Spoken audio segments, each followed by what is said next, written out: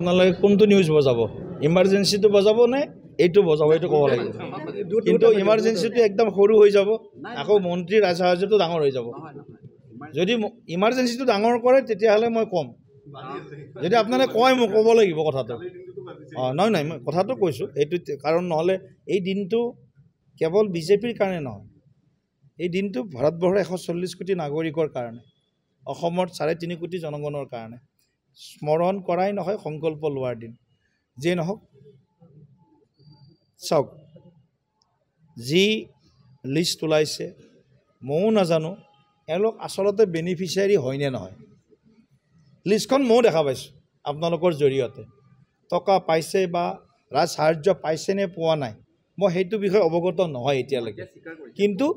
কিন্তু লিষ্টত নামটো আছে মই এটা কথাই ক'ব বিচাৰোঁ যে কোনোবাই যদি ব্যৱসায় কৰি স্বাৱলম্বী হ'ব পাৰে কোনোবাই লওক কিন্তু কথাটো হ'ল কি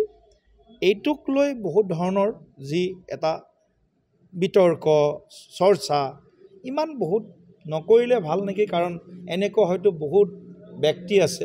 যিয়ে নেকি চৰকাৰৰ ছাবচিডি লৈ বহুতে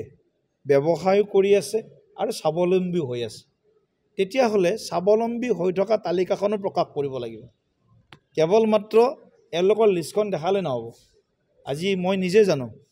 নলবাৰীত এনেকুৱা কেইবাখনো কৃষি ফাৰ্ম আছে স্বাৱলম্বী হৈছে উৎপাদনমুখী হৈছে আজি গৰুখুটিৰ কৃষি যিটো আমাৰ বহুমুখী কৃষি প্ৰকল্প সেইখনকো আমি আজি কম বেছি পৰিমাণে স্বাৱলম্বী কৰাৰ কাৰণে চেষ্টা কৰিছোঁ গৰুমুখী প্ৰকল্পও চৰকাৰৰ পৰা সাহায্য পাইছে গতিকে এনেধৰণে বহুতে সহযোগ পাব কিন্তু কথাটো হ'ল মই এইটো কথা আমি সকলোৱে জেনেৰেল কমন মেনৰ মোৰ লেংগুৱেজ বুলি মোৰ মুখত নিদিব যে অকণমান সাহায্য লওঁতে আমি অইনক বেছি সুবিধা দিব লাগে নিজৰ ক্ষেত্ৰত অলপ কঠোৰ হৈ আনৰ ক্ষেত্ৰত অলপ কোমল হ'ব লাগে